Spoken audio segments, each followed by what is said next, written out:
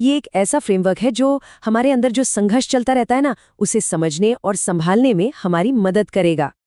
अक्सर ऐसा होता है ना कि लगता है जैसे अंदर ही अंदर एक जंग छिड़ी हुई है। मतलब एक तरफ तो हमारे ऊंचे ऊंचे लक्ष्य होते हैं, हमारे सिद्धांत होते हैं, और दूसरी ही तरफ हमारी छोटी छोटी इच्छाएं होती हैं जो हमें अपनी ओर खींचती रहती हैं। इस अंदरूनी खींचतान को समझने के लिए ना एक बहुत पुरानी और कमाल की कहानी है, दो कुत्तों की कहानी। ये कहानी असल में हमारे हायर सेल्फ और लोअर सेल्फ के कॉन्सेप्ट को सामने लाती है। जो अच्छा कुत्ता है वो हमारा हायर सेल्फ है, और जो बुरा कुत्ता है वो है हमारा लोअर सेल्फ, जिसे हमें कंट्रोल करना सीखना है। तो ये लोअर सेल्फ आखिर है क्या चीज? चलिए इसको थोड़ा और गहराई से समझते हैं। और इसकी शुरुआत हम करेंगे मॉडर्न साइकोलॉजी के कुछ बहुत ही जाने पहचाने आइडियाज से, ताकि इसकी एक अच्छी बुनियाद बन सके। देखिए, सिगमंड फ्रॉइड ने इसे इड कहा था। ये हमारे मन का वो हिस्सा है जो बस एक ही सिद्धांत पर चलता है, प्लेजर प्रिंसिपल। मतलब जो भी मन में आया उसे तुरंत पूरा करना है।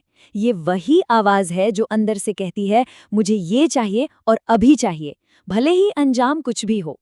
फिर आते हैं कार्ल युंग। उन्होंने भी एक बड़ा ही दिलचस्प कॉन्सेप्ट दिया।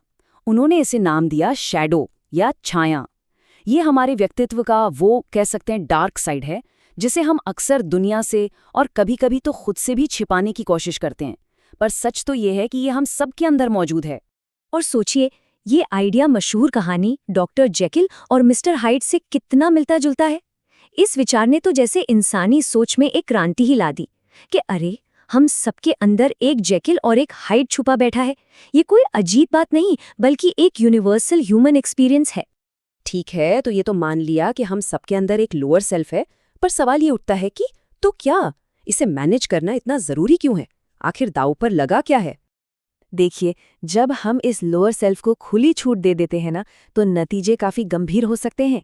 ये सिर्फ हमारे पर्सनल गोल्स के रास्ते में ही नहीं आता, या हमारे रिश्तों को ही खराब नहीं करता, बल्कि ये हमारे मन की शांति छीन लेता है और धीरे धीरे हमारे मन को ही विकृत कर सकता है।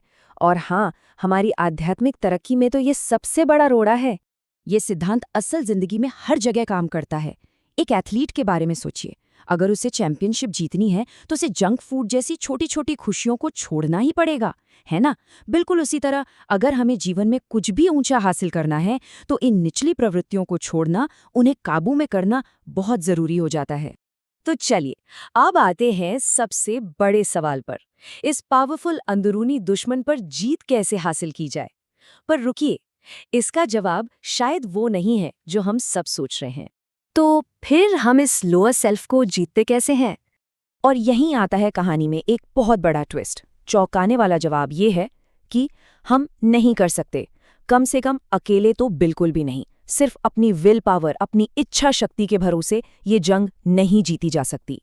और यहीं से इस पूरी बात का सबसे गहरा दार्शनिक पहलू शुरू होता है। इसे समझने के लिए एक छोटी सी कहानी है।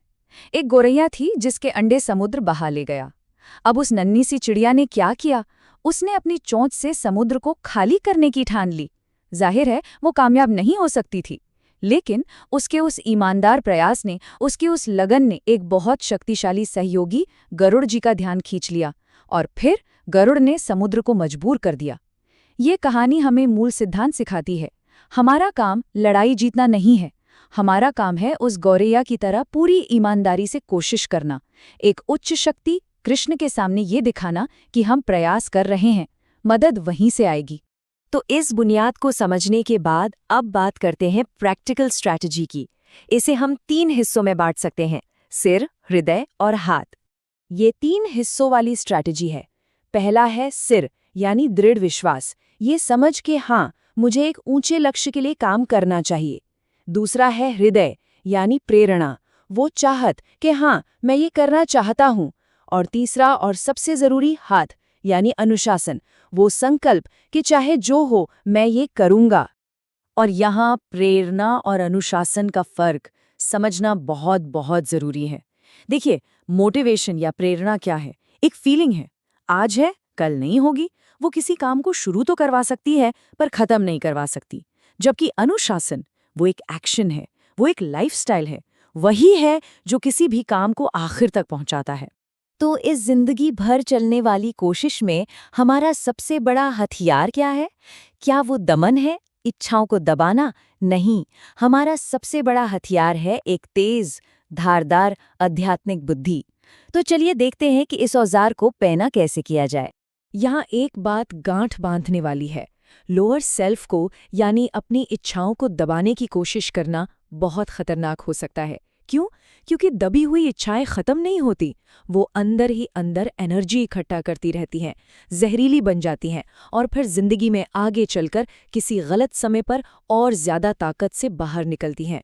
तो सवाल ये है कि हम अपनी इस आध्यात्मिक बुद्धि को तेज कैसे करें? इसके लिए 5 बहुत ही प्रैक्टिकल तरीके बताए गए हैं। पहला, शास्त्रों का लगन से अध्ययन करें। दूसरा, किसी के मार्गदर्शन में ऐसे व्रत लें जिन्हें आप निभा सकें। तीसरा, अपने सीनियर्स से, अनुभवी लोगों से गाइडेंस लेते रहें। चौथा, अपने जैसे लोगों की, अच्छे लोगों की संगति में रहें। और 5वां, अपनी वाणी को शुद्ध रखें, मतलब कोई गॉसिप नहीं। तो कुल मिलाकर बात यह है कि हमारा लक्ष्य कोई एक आखिरी जीत हासिल करना नहीं है। ये तो एक लगातार चलने वाला अभ्यास है, एक जिंदगी भर का सफर है। और इस सफर को मायूसी से नहीं बल्कि खुशी के साथ एक उल्लासपूर्ण अभ्यास की तरह जीना है। और आखिर में चलिए वापस चलते हैं उसी पहली कहानी पर। बुरा कुत्ता तो हमेशा भौंकेगा, वो शांत नहीं होने वाला।